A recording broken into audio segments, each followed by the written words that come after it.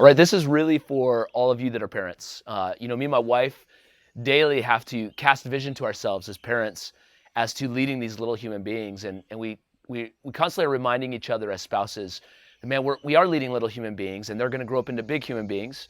And we want them to walk with the Lord and talk with the Lord and be with the Lord. And so we instruct them in that way. But also the bottom line is that at the end of the day, they will either be in the kingdom at the age to come, or they're going to be in a lake of fire. And that's a sober reality, and stewarding these little hearts and trying to lead them in the right ways. And so one way we do that is we have family devotional times throughout the week. And so Monday, we have Martyr Monday, focusing on being a witness out of the book of Acts, because martyr just means witness. And then Tuesday, Teaching Tuesday, where we connect the New Testament content to the Old Testament content. The New Testament authors are thinking about the Old Testament, trying to help my kids just learn how to study the Bible in that way.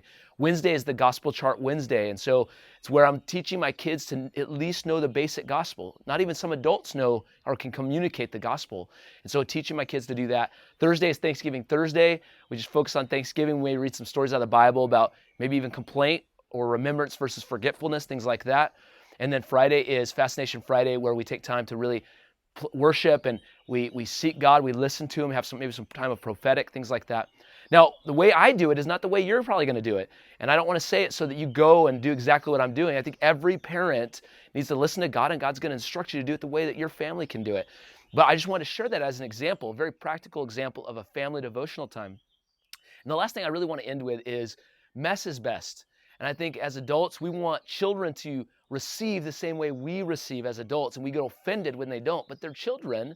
And so I found myself early on in this whole idea of devotional times with my family and with my kids. I was growing frustrated with my kids. I get offended because they weren't listening the way I wanted them to listen or whatever.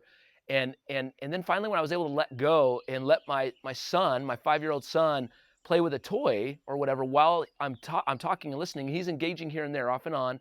It was powerful. Later on in the day, we'd be in the car, and he would actually repeat almost everything I said. He was receiving it. And there's other days where maybe he didn't receive it, but the consistency of day in and day out, and mess is best. It's okay to let things get a little messy and let kids receive the way that they receive, and all of them receive differently.